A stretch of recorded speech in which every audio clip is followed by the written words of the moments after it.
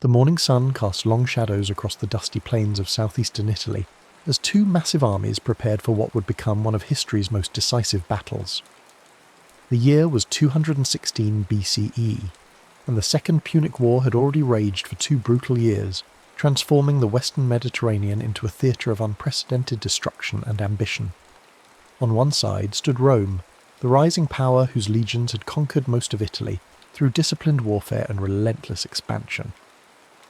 On the other stood Carthage, the ancient maritime empire whose very existence now hung in the balance, represented by a polyglot army led by one of history's most brilliant military minds. The conflict had begun 2 years earlier when Hannibal Barca, the young Carthaginian general, had done the unthinkable. Rather than accept Rome's growing dominance or fight a conventional naval war in the Mediterranean, he had chosen to strike at the heart of Roman power by launching an audacious overland invasion of Italy itself. The journey had been legendary in its scope and suffering. Hannibal had marched his diverse army of Africans, Spaniards and Gauls through the treacherous passes of the Alps, losing nearly half his men to cold, starvation, and the fierce resistance of mountain tribes. Yet what remained was a hardened, veteran force that had already proven its mettle against Roman armies. The shock of Hannibal's appearance in northern Italy had reverberated through Rome like an earthquake. For centuries the Romans had fought their wars on foreign soil, pushing their boundaries ever outward while their homeland remained secure behind the natural barriers of sea and mountain. Now, suddenly enemy forces were ravaging the fertile plains of the Po Valley, and Roman citizens were fleeing their farms as Carthaginian cavalry thundered across fields their families had tilled for generations. The first encounters had gone disastrously for Rome. At the Trebia River in 218 BCE, Hannibal had demonstrated his tactical genius by drawing a Roman army into a carefully prepared ambush. Using the bitter December cold and his superior knowledge of the terrain, he had positioned troops in hidden positions along the riverbank. When the Roman legions crossed the icy waters to engage what they believed was Hannibal's main force, they found themselves attacked from all sides by fresh troops who had been concealed through the night. The slaughter had been comprehensive, with thousands of Roman soldiers cut down in the freezing mud or drowned in the swollen river. The following year brought an even more stunning defeat at Lake Trasimene. Here, Hannibal had perfected the art of the ambush on a massive scale. He had positioned his army in the hills overlooking the narrow pass between the lake and the mountains, then waited for the pursuing Roman army to march into what was essentially a killing ground. As morning mist rose from the lake, obscuring visibility, the Carthaginians had fallen upon the Roman column from 3 sides simultaneously. The consul Gaius Flaminius had died in the fighting, and his army had been virtually annihilated. So complete was the destruction that it took days for news of the disaster to reach Rome, and when it did, panic gripped the city. In response to these catastrophes, Rome had turned to Quintus Fabius Maximus, a cautious general who understood that conventional tactics would only lead to further disasters against Hannibal's superior generalship. Fabius had adopted a strategy of harassment and attrition, avoiding pitched battles while constantly shadowing the Carthaginian army. His troops would strike at Hannibal's foragers, cut off stragglers, and deny the enemy army the decisive victory it sought, while protecting Roman towns and supply lines. This approach, which came to be known as Fabian tactics, had frustrated Hannibal's attempts to force a conclusive engagement, and had earned Fabius the mocking nickname Cunctator, the delayer. But the Roman Senate and people had grown impatient with this cautious approach. The sight of enemy troops ravaging Italian soil while Roman armies seemed to cower in the hills was more than Roman pride could bear. The economy was suffering as trade routes were disrupted and agricultural production declined in the war zones. Perhaps most importantly, Rome's network of Italian allies was beginning to waver as they questioned whether their powerful patron could truly protect them from this Carthaginian threat. The pressure for decisive action had reached a crescendo in the spring of 216 BCE, when 2 new consuls were elected to lead Rome's military response. Gaius Terentius Varro represented the popular party and the common people's demand for aggressive action against the invaders. He was a man of humble origins who had risen through Rome's cursus honorum through political skill and populist appeals rather than military distinction. His speeches in the Forum had electrified crowds with promises to end the war quickly through bold offensive action. Lucius Aemilius Paulus, by contrast, represented the aristocratic faction and favoured a more measured approach. He was a seasoned general who had commanded legions in previous campaigns and understood the complexities of warfare against a cunning enemy like Hannibal. The tension between these two men reflected the broader divisions within Roman society about how to respond to the Carthaginian threat. Varro accused the aristocrats of cowardice and self-interest, claiming they prolonged the war to maintain their commands and enrich themselves at the state's expense. Paulus and his supporters countered that rash action would only lead to more disasters like Trebia and Trasimene. However, the popular will for aggressive action proved overwhelming, and the Senate authorized the raising of the largest army in Roman history to that point. The mobilization that followed was unprecedented in scale and ambition. Rome called up not only its own citizens, but also demanded contingents from every allied city and tribe throughout Italy. Veterans were recalled from retirement. Young men barely old enough to bear arms were pressed into service, and even slaves were offered freedom in exchange for military service. The entire Roman war machine was focused on creating a force so massive that it could overwhelm Hannibal through sheer numbers, regardless of his tactical superiority. When the levies were complete, Rome had assembled an army of approximately 80 to 90,000 men, divided into 8 legions plus an equal number of allied troops. This represented nearly 10% of Rome's entire military-age male population, a commitment that demonstrated both the state's desperation and its confidence in numerical superiority. The logistics of supplying and moving such a massive force was staggering, requiring thousands of pack animals, hundreds of supply wagons, and a complex network of depots and supply lines stretching back to Rome itself. Meanwhile, Hannibal's army had been reduced by 2 years of continuous campaigning to perhaps 40 to 50,000 effective fighters. However, what these men lacked in numbers they more than compensated for in experience and diversity. The core of his infantry consisted of Libyan troops, veterans of campaigns in Spain and Africa, who fought with captured Roman equipment and had adopted many Roman tactical innovations while retaining their own traditions of individual combat skill.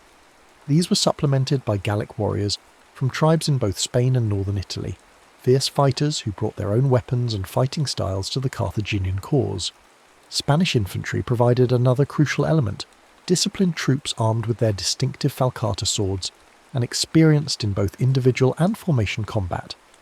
But perhaps Hannibal's greatest advantage lay in his cavalry, which was both more numerous and far superior in quality to anything the Romans could field. Numidian light cavalry from North Africa were legendary throughout the Mediterranean for their skill as horse archers and their ability to harass enemy formations while remaining virtually uncatchable in open terrain. These riders, who fought without saddles or bridles and controlled their mounts through knee pressure alone, could appear suddenly from clouds of dust, rain javelins and arrows on enemy formations, and disappear again before retaliation was possible. Heavy cavalry from Spain and Gaul provided the shock troops necessary for decisive charges, while their superior numbers meant that Hannibal could use mounted forces not just for reconnaissance and harassment, but as a genuine tactical arm capable of deciding battles. The diversity of Hannibal's army was both a strength and a challenge. Managing troops who spoke different languages, fought with different weapons, and came from cultures with vastly different military traditions required exceptional leadership and organisational skill. Yet this diversity also provided tactical flexibility that no homogeneous army could match. Hannibal could adapt his battle plans to take advantage of each unit's particular strengths, while compensating for their weaknesses through the complementary abilities of other contingents. As summer approached, both armies began manoeuvring through the heat-baked landscape of southeastern Italy, each seeking to force battle under favourable conditions. Hannibal had established a base near the town of Cannae, a Roman supply depot that controlled access to the rich agricultural regions of Apulia. The position was strategically crucial because it threatened Rome's grain supplies from the south, while providing Hannibal's army with access to the resources they needed to continue the campaign. More importantly, from a tactical perspective, the terrain around Cannae offered the open plains that would allow his superior cavalry to operate most effectively. The landscape around Cannae was dominated by gently rolling hills that descended toward the Aufidus River, known today as the Ofanto. The river valley provided relatively flat ground ideal for large-scale manoeuvres, while the surrounding elevations offered observation posts and potential positions for reserves. The summer heat was already intense, and dust clouds raised by marching armies could be seen for miles across the sun-scorched terrain. Local winds typically blew from the southeast, carrying dust and reducing visibility for anyone facing that direction, a factor that Hannibal would carefully consider in his battle planning. When the Roman army finally approached Cannae in early August, both sides understood that the moment of decision had arrived. The Romans could not allow Hannibal to continue threatening their supply lines and recruiting allies from among the Italian tribes, while Hannibal knew that his strategic position would become untenable if he could not force a decisive victory soon. Carthaginian reinforcements remained trapped in Spain by Roman naval power, and his army's numerical inferiority meant that a prolonged campaign of attrition would inevitably favour Rome. The night before the battle, both camps were alive with activity as commanders made their final preparations. In the Roman camp, Varro and Paulus held council with their subordinate officers, reviewing battle plans and attempting to coordinate the movements of their massive army. The size of their force created both opportunities and challenges. While their numbers were overwhelming, the complexity of managing so many troops in battle had never been attempted before. Roman military doctrine emphasized the disciplined advance of heavy infantry in close formation, an approach that had proven successful against most enemies, but had already failed disastrously against Hannibal's more flexible tactics.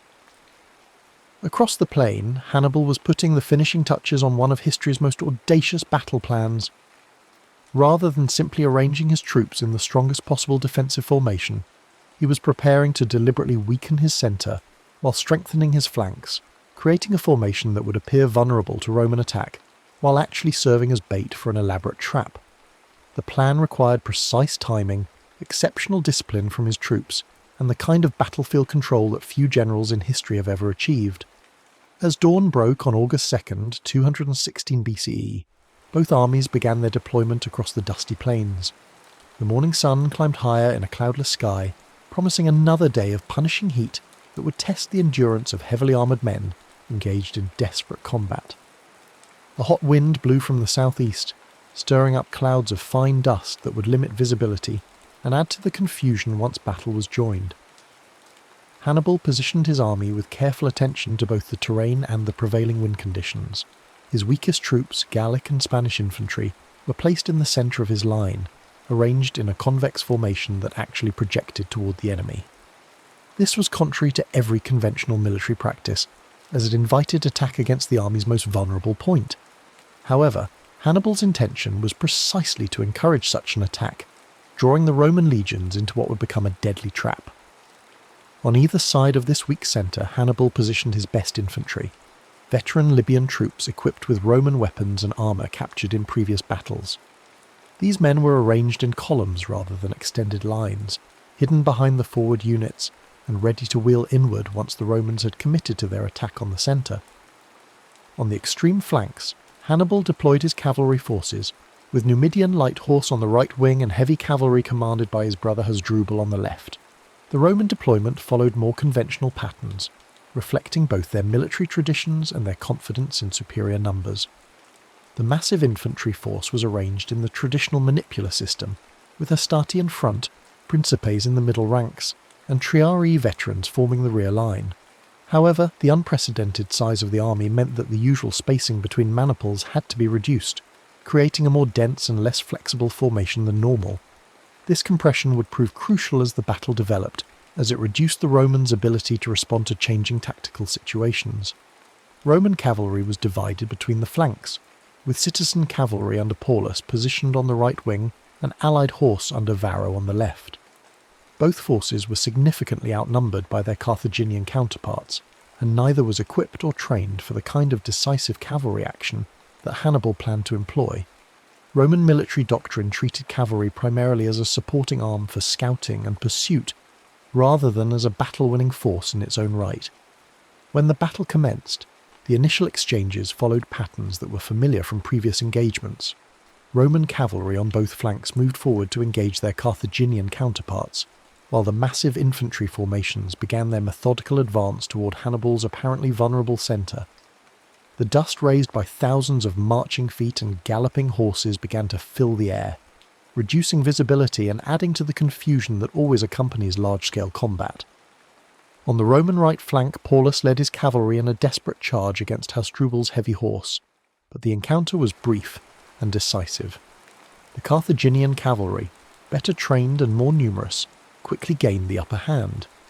Paulus himself was wounded in the fighting and forced to withdraw, leaving his scattered forces unable to provide effective support for the infantry. On the opposite flank, Varro's allied cavalry fared even worse against the Numidian light horse, who used their superior mobility to avoid direct confrontation, while raining javelins on the Roman formations. With both flanks secured, the crucial phase of the battle shifted to the infantry combat in the centre. Here, Hannibal's plan began to unfold with mechanical precision. As the Roman legions crashed into the Gallic and Spanish troops in the Carthaginian centre, these deliberately weakened units began to give ground, falling back in apparent disorder while maintaining just enough cohesion to avoid complete collapse. To the Roman commanders, this retreat looked like the beginning of victory. Their superior numbers and discipline were finally overwhelming the enemy centre, just as conventional military wisdom suggested they should. The Roman advance continued with increasing momentum as more and more legions pressed forward into the gap that seemed to be opening in the Carthaginian line. The manipular system that had served Rome so well in previous wars now worked against them, as the forward units became increasingly compressed and difficult to control. Officers found themselves unable to maintain communication with troops more than a few ranks away, while the dust and noise of battle made coordinated manoeuvres nearly impossible. What the Romans could not see, however, was that Hannibal's retreat was proceeding according to a carefully orchestrated plan. As the Gallic and Spanish troops fell back, they maintained their formation and continued to resist, drawing more and more Roman forces into an increasingly narrow salient. Meanwhile, the African heavy infantry on either side of this developing bulge remained motionless, waiting for the signal to execute the most crucial phase of the battle. The moment Hannibal had been waiting for arrived when the Roman advance had penetrated so deeply into his centre that the leading legions were actually behind the original Carthaginian front line. At this point, the African infantry on both flanks received their orders and began to wheel inward, turning to attack the exposed sides of the Roman formation. These troops, fresh and unengaged until this moment, struck the surprised Romans with devastating effect. Simultaneously, Hasdrubal's cavalry, having routed the Roman horse on their front, swept around the rear of the battlefield to attack the Roman infantry from behind. The Numidians joined this assault, and suddenly the massive Roman army found itself attacked from 4 directions simultaneously. What had begun as an apparently successful advance had become a desperate fight for survival, with Roman legions trapped in an ever-tightening circle of enemies. The encirclement that followed was both tactically brilliant and strategically devastating. As the Carthaginian forces contracted their circle, the Romans found themselves compressed into an increasingly small space, where their numerical superiority became a liability rather than an asset. Men could not wield their weapons effectively in the crush, officers could not maneuver their units, and panic began to spread through the ranks as soldiers realized the full extent of their predicament. The slaughter that followed was methodical and comprehensive. Trapped Romans were cut down by spears and swords, trampled by their own comrades, or simply crushed in the press of bodies as the Carthaginian circle grew ever smaller. Some attempts were made to break out of the encirclement, but these were quickly suppressed by fresh Carthaginian troops who had been held in reserve for exactly this purpose. The superior training and equipment that had made Roman legions so effective in open battle became meaningless in the confused melee that the battle had become. Paulus, the consul who had favoured caution, died fighting in the ranks alongside his men, refusing offers of escape and choosing to share the fate of the soldiers he had led into disaster. His colleague Varro managed to escape with a small body of cavalry, but the vast majority of the Roman army was either killed or captured. The casualties were staggering even by the brutal standards of ancient warfare. Estimates suggest that between 50 and 70,000 Romans died on the field of Cannae, making it one of the bloodiest single days in military history. Among the dead were not just common soldiers but much of Rome's military and political leadership. 80 senators perished in the battle, along with numerous other magistrates, officers, and members of prominent families. The cream of Roman society had been wiped out in a single afternoon, leaving the state facing not just military defeat but a crisis of leadership that threatened its very survival. When news of the disaster reached Rome, the city was gripped by panic unlike anything in its history. Citizens fled to their homes, shops closed, and rumours spread that Hannibal was already marching on the city. The Senate met in emergency session to coordinate what seemed like preparations for a siege, while magistrates struggled to maintain order among a population that had suddenly realised their apparent invincibility was an illusion. Yet perhaps the most remarkable aspect of the aftermath was Hannibal's decision not to march immediately on Rome itself. His officers urged him to advance on the capital, while panic still gripped the city, and before the Romans could organise new defences. Some historians suggest that the city might indeed have fallen if Hannibal had struck immediately, while the psychological impact of Cannae was still paralysing Roman resistance.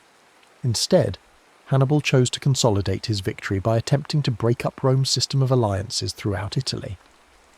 He released captured allied troops without ransom, hoping to convince them that Carthage offered better terms than Rome. He sent diplomatic missions to wavering Italian cities, promising favourable treatment to those who abandoned the Roman cause. This strategy was not without success. Several important cities, including Capua, the second largest in Italy, declared for Carthage in the months following Cannae.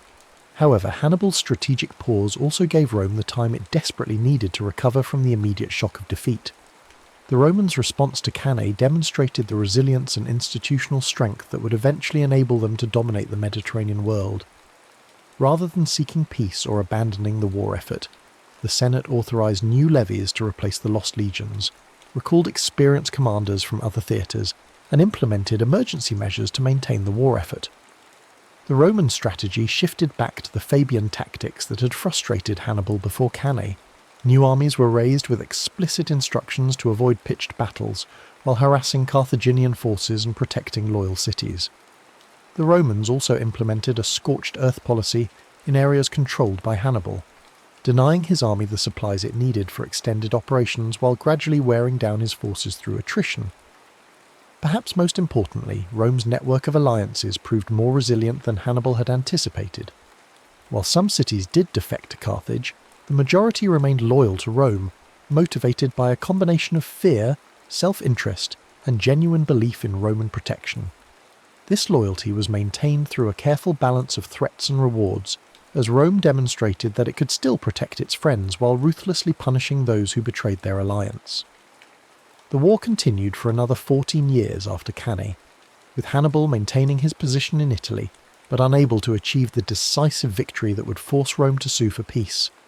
His army gradually declined in strength as casualties mounted, and reinforcements from Carthage remained limited by Roman naval superiority. Meanwhile, Roman forces under Publius Cornelius Scipio opened a new front in Spain, eventually driving Carthaginian forces from their Iberian strongholds and threatening Carthage itself.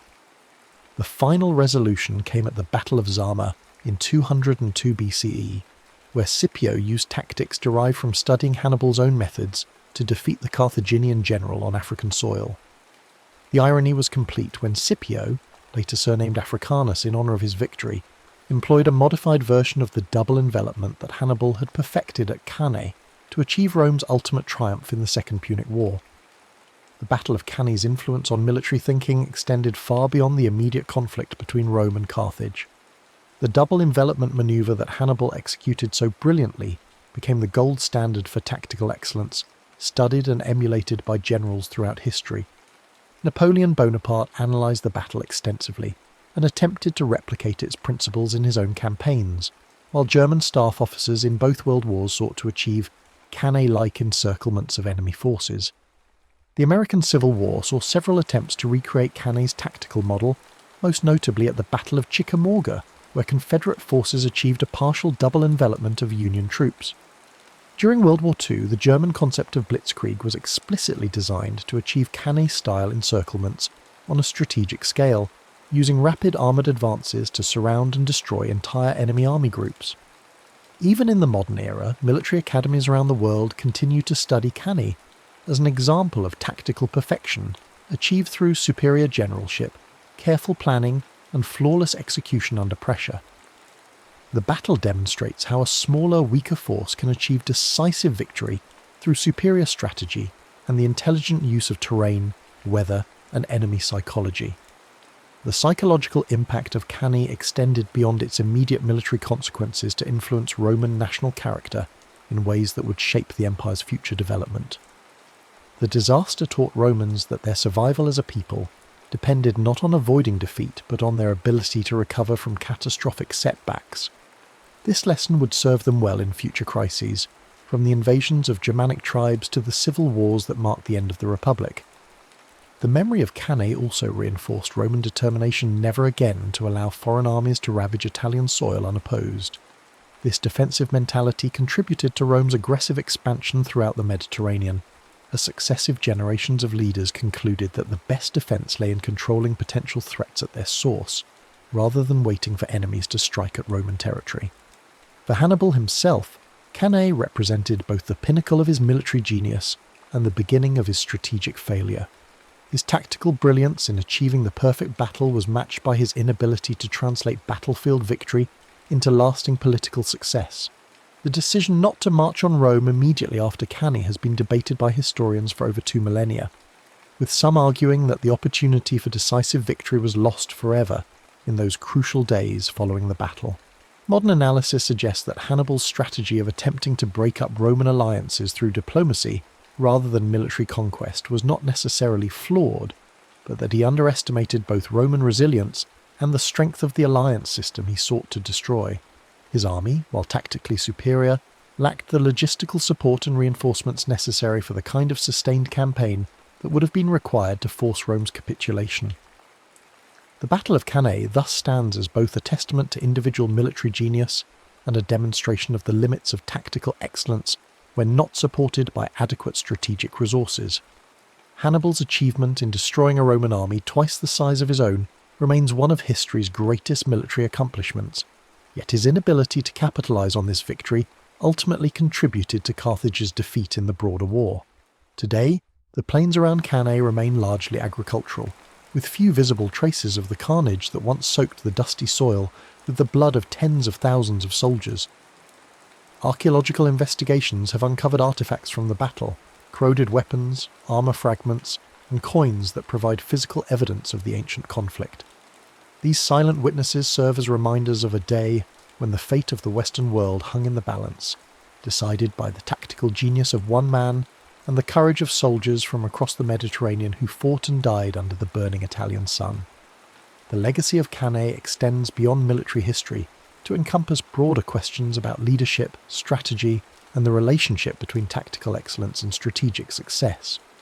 It reminds us that individual brilliance, while crucial, must be supported by adequate resources and long-term planning to achieve lasting results. Most importantly, it demonstrates how a single day's fighting can echo through millennia, influencing military thinking and shaping the course of civilizations long after the dust of battle has settled and the warriors have returned to Earth. The immediate weeks following Cannae reveal the true character of both civilizations involved in this titanic struggle. While Hannibal celebrated his victory and attempted to capitalize on Roman panic, the response from Rome itself demonstrated the institutional resilience that would ultimately prove decisive in the broader conflict. The Senate, despite losing 80 of its members in the battle, continued to function and make crucial decisions about the war effort. Emergency magistrates were appointed to replace fallen leaders, new levies were authorized despite the catastrophic losses, and diplomatic missions were dispatched to ensure the loyalty of wavering allies. The Roman people's reaction to the disaster was perhaps even more remarkable than their government's response. Rather than demanding peace negotiations or calling for the recall of armies from other theatres, the citizenry demonstrated a grim determination to continue the struggle regardless of cost. Families who had lost sons, fathers and brothers at Cannae volunteered remaining male relatives for military service. Wealthy Romans contributed their personal fortunes to fund new legions, while poorer citizens offered their labour for fortification work and military production. This collective response was rooted in Roman cultural values that elevated duty to the state above individual survival or comfort. The concept of virtues, which encompassed courage, excellence, and moral strength, had been tested at Cannae and found to endure even in the face of unprecedented catastrophe. Romans understood that their civilization faced an existential threat, and they were prepared to sacrifice everything to ensure its survival.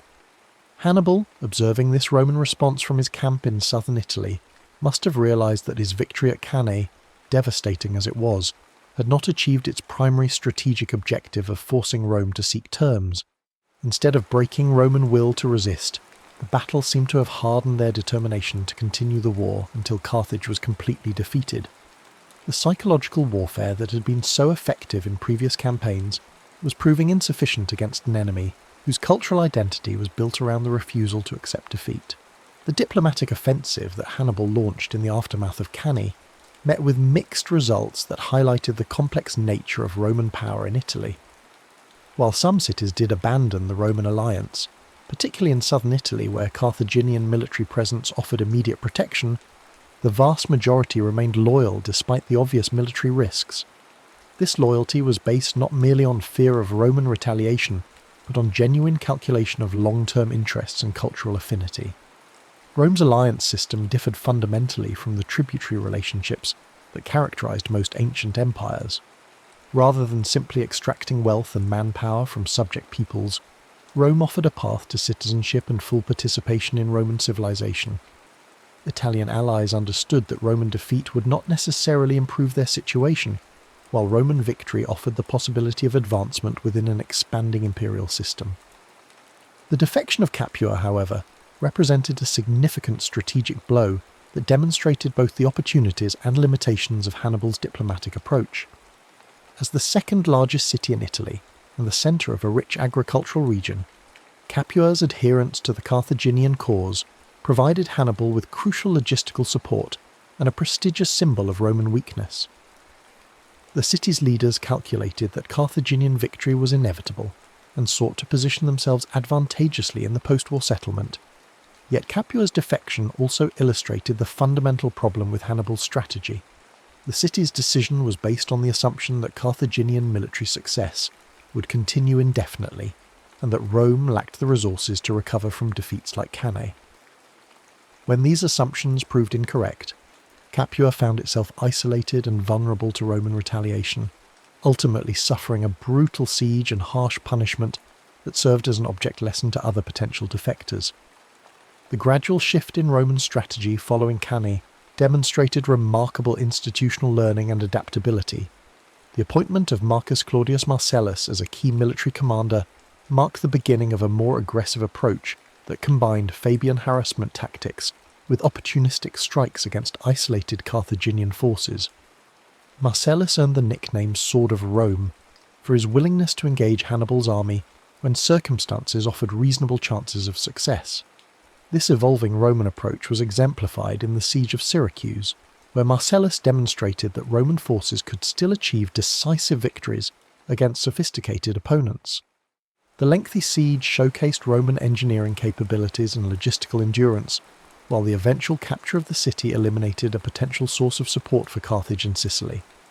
The death of Archimedes during the siege, despite Roman orders to capture him alive, symbolized the tragic costs of the broader conflict. Meanwhile, the emergence of Publius Cornelius Scipio as a major Roman commander marked the beginning of a new phase in the war that would ultimately lead to Carthaginian defeat. Scipio's campaigns in Spain demonstrated that Roman military leadership was learning from earlier defeats and developing new tactical approaches specifically designed to counter Carthaginian advantages. His victory at the Battle of Ilipa showed that Roman generals could now match Hannibal's own tactical innovations, using flexible formations and coordinated attacks to defeat experienced Carthaginian armies. The psychological warfare that had been such a crucial element of Hannibal's early successes was gradually losing its effectiveness as Roman commanders gained experience fighting Carthaginian forces. The terror that had gripped Roman armies after Trebia and Trasimene was replaced by a more pragmatic understanding of Carthaginian strengths and weaknesses. Roman soldiers learned that Carthaginian troops, despite their tactical superiority, were mortal men who could be defeated through proper preparation and execution. Hannibal's position in Italy became increasingly precarious as the war dragged on without decisive results. His army, while still formidable, was slowly being worn down by constant campaigning and the inability to secure adequate reinforcements from Carthage. The diversity that had once been a source of tactical flexibility was becoming a liability as different ethnic contingents began to lose cohesion and fighting effectiveness. The arrival of Hasdrubal Barca with a second Carthaginian army offered the prospect of reinforcing Hannibal's position and potentially achieving the decisive victory that had eluded him since Cannae. However, the Battle of the Metaurus River in 207 BCE, where Roman forces intercepted and destroyed Hasdrubal's army, eliminated this last hope for Carthaginian success in Italy. When Hasdrubal's severed head was thrown into Hannibal's camp, it symbolised not just personal loss, but the definitive end of Carthaginian strategic hopes in the Italian theatre. The final phase of the Second Punic War saw the conflict's centre of gravity shift from Italy to Africa as Scipio launched his invasion of Carthaginian home territory. This strategic reversal, which forced Carthage to recall Hannibal from Italy to defend the homeland, demonstrated how completely the strategic initiative had passed to Rome. The very tactics that Hannibal had used to threaten Rome were now being employed against Carthage itself. The Battle of Zama in 202 BCE provided a fitting conclusion to the military career of history's greatest tactical genius. Facing Scipio on the plains of North Africa, Hannibal found himself commanding an army that lacked the cavalry superiority and tactical cohesion that had made his earlier victories possible. Scipio, having studied Hannibal's methods throughout the war, employed a modified version of the double envelopment to achieve decisive victory against his former tormentor. The irony of Hannibal's defeat was that it came through the application of his own tactical innovations by an enemy who had learned from repeated defeats. Scipio's victory at Zama represented not just Roman military success, but the triumph of institutional learning over individual genius. Where Hannibal had relied on personal tactical brilliance, Rome had developed systematic approaches to warfare that could be employed by competent commanders even in the absence of exceptional talent. The peace treaty that ended the Second Punic War reduced Carthage to a client state of Rome, stripped of its navy, most of its territory, and any capacity for independent military action. The terms were deliberately harsh, designed to ensure that Carthage could never again threaten Roman supremacy in the Mediterranean. Hannibal himself was eventually forced into exile, spending his remaining years as a military advisor to various eastern kingdoms that opposed Roman expansion. The transformation of the Mediterranean world following Cannae and the Second Punic War established patterns that would dominate international relations for centuries. Rome's victory demonstrated that tactical brilliance, while important, was ultimately less decisive than strategic resources, institutional resilience, and the ability to learn from defeat. These lessons would guide Roman expansion throughout the Mediterranean and beyond, creating an empire that endured for over a millennium. The cultural impact of Cannae on Roman society extended far beyond immediate military consequences. The disaster became a defining moment in Roman national consciousness, a symbol of both vulnerability and resilience that shaped imperial ideology for generations. Roman writers and historians repeatedly returned to the battle as an example of how divine favour could be lost through hubris, but regained through perseverance and proper devotion to traditional values. The memory of Cannae also influenced Roman military reforms that created the professional legions of the imperial period. The disaster highlighted weaknesses in the citizen-soldier system that made Rome vulnerable to enemies with superior military training and experience. Subsequent reforms emphasized longer terms of service, better training, and standardized equipment that would make Roman armies less dependent on individual commanders and more capable of sustained operations in distant theatres. Educational systems throughout the Roman world incorporated lessons from Cannae into their curricula, ensuring that future generations of leaders understood both the dangers of overconfidence and the importance of institutional solidarity in times of crisis. The battle became a standard example in rhetorical training, used to illustrate principles of narrative structure, character development, and moral instruction that formed the foundation of classical education.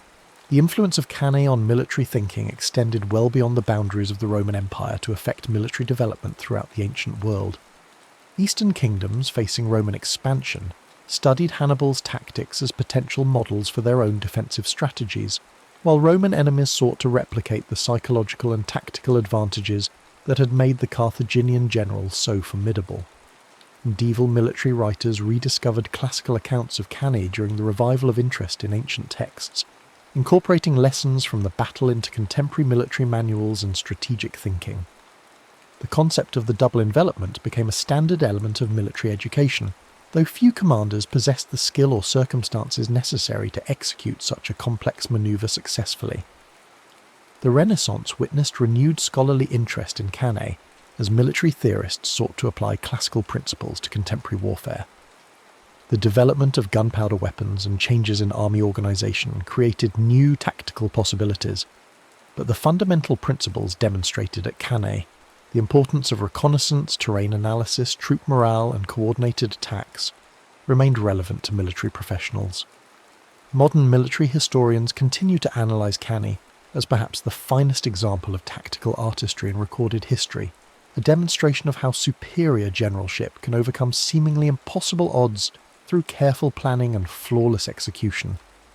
The battle serves as a case study in multiple military disciplines, from logistics and intelligence to leadership and battlefield psychology. Contemporary military academies around the world include Cannae in their core curricula as an example of tactical perfection that remains relevant despite changes in weapons technology and organisational structure. The principles that Hannibal employed, deception, concentration of force at decisive points, exploitation of enemy weaknesses and maintenance of tactical flexibility, continue to guide military planning in the modern era. The enduring fascination with Cannae reflects broader human interest in stories of David versus Goliath, where intelligence and determination overcome brute force and superior resources.